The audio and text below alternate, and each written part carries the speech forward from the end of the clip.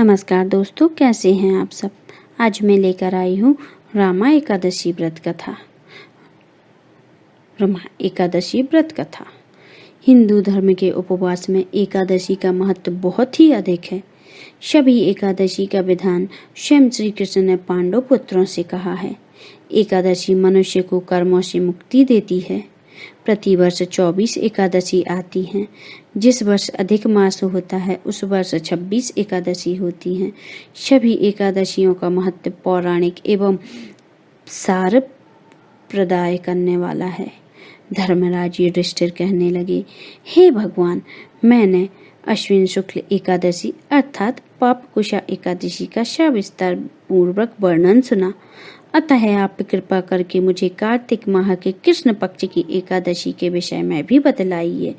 इस एकादशी का क्या नाम है और इसके व्रत का क्या विधान है? इसकी विधि क्या है? इसका व्रत करने से किस प्रकार के फल की प्राप्ति होती है? कृपया कर यह सब विधि पूर्वक कहिए।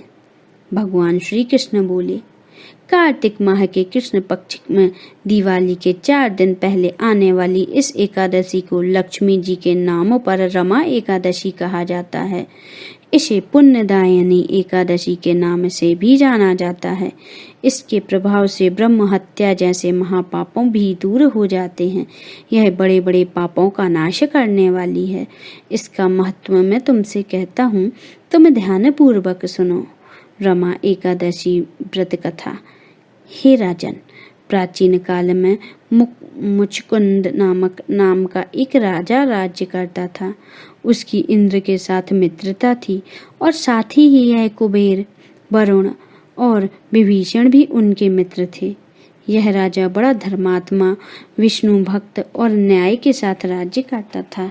उसके राज्य में एक कन्या थी जिसका नाम चंद्रभागा था। वह कन्या का विवाह चंद्रसेन के पुत्र शोभन से हुआ था। एक समय वह शोभन ससुराल आया। उसी दिनों जल्द ही रमा एकादशी आने वाली थी। जब व्रत का दिन समीप आ गया तो चंद्रभागा ने मन में अत्यंत सोच उत्पन्न हुआ कि मेरे पति अत्यंत दुर्बल और मेरे पिता की आज्ञा अति कठोर है। 10वीं को राजा ने ढोल बजवा कर सारे राज्य में यह घोषणा करा दी कि एकादशी को भोजन नहीं करना चाहिए। ढोल की घोषणा सुनते ही शोभन को अत्यंत चिंता हुई और अपने पत्नी से कहा कि हे प्रिय, अब क्या करना चाहिए? मैं किस प्रकार की भूख सहन नहीं कर सकता। ऐसा उपाय बतलाओ कि जिससे मेरे प्राण बच सकें, अन्यथा मेरे प्राण अवश्य चले जाएंगे। चंद्रभागा कहने लगी, हे स्वामी, मेरे पिता के राज्य में एकादशी के दिन कोई भी भोजन नहीं कर सकता। हाथी, घोड़ा, ऊंट, बिल्ली, गौ आदि भी तृण, अन्न, जल आदि ग्रहण नहीं कर सकते। फिर मनुष्य का तो कहना ही क्या है। यदि आप भोजन करना चाहते हैं तो आप किसी दूसरे स्थान पर चले जाइए, क्योंकि यदि आप यहीं रहना चाहते हैं तो आपको अवश्य व्रत करना पड़ेगा। ऐसा सुनकर शोभन कहने लगा कि हे प्रिय, मैं अवश्य व्रत करूंगा। जो भाग्य में होगा वह देखा जाएगा। इस प्रकार से विचार कर शोभन ने व्रत रख लिया और भूख व प्यास से अत्यंत पीड़ित होने लगा। जब सूर्य नारायण अस्त हो गए और रात्रि को जागरण का समय आया तो वैष्णवों को अत्यंत हर्ष देने वाला था, परंतु शोभन के लिए अत्यंत दुखदायी हुआ। प्रातःकाल होते ही शोभन के प्राण निकल गए। तब राजा ने सुगंधित काष्ठ से उसका दाह संस्कार करवाया, परंतु चंद्रभागा ने अपने पिता की आज्ञा से अपने शरीर को दग्न नहीं दिया और शोभन की अंत्येष्टि क्रिया के बाद अपने पिता के घर में ही रहने लगी। रमा एकादशी के प्रभाव से शोभन को मंदरांचल पर्वत पर धन धान्य से युक्त तथा शत्रुओं से रहित एक सुंदर देवपुर प्राप्त हुआ।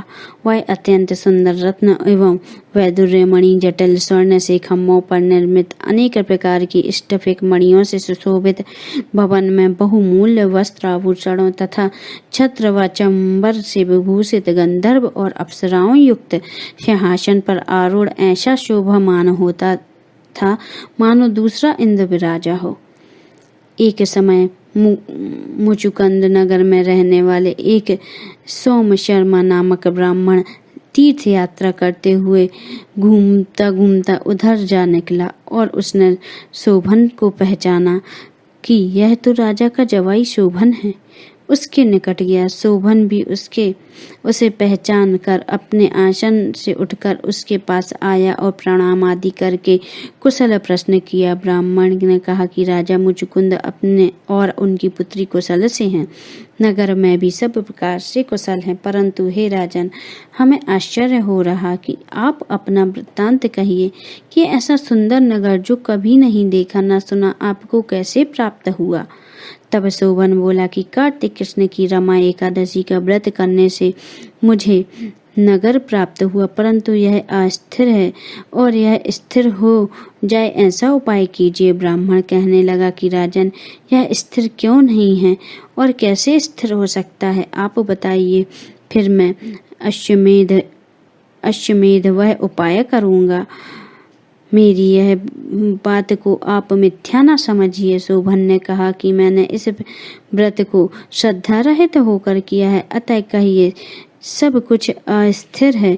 यदि आप मुचुकुंद की कन्या चंद्रभागा को यह सब वृत्तांत कहें तो यह स्थिर हो सकता है।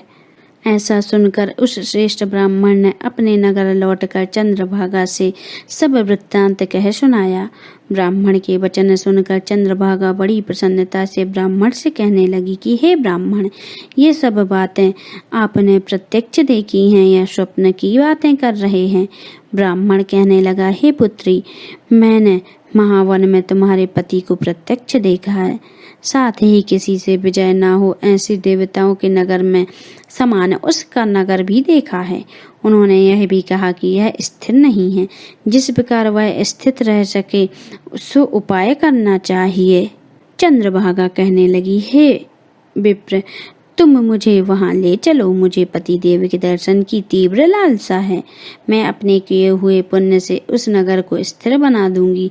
आप ऐसा कार्य कीजिए जिससे उनका हमारा संयोग हो, क्योंकि वियोग को मिला देने वाला महान पुण्य है।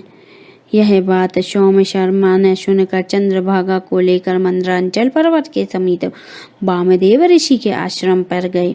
वामदेव जी ने सारी बात सुन वेद मंत्रों के उच्चारण से चंद्रभागा का अभिषेक कर दिया।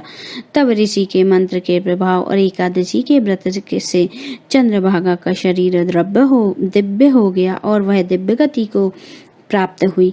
उसके बाद बड़ी प्रसन्नता के साथ अपने पति के निकट गई।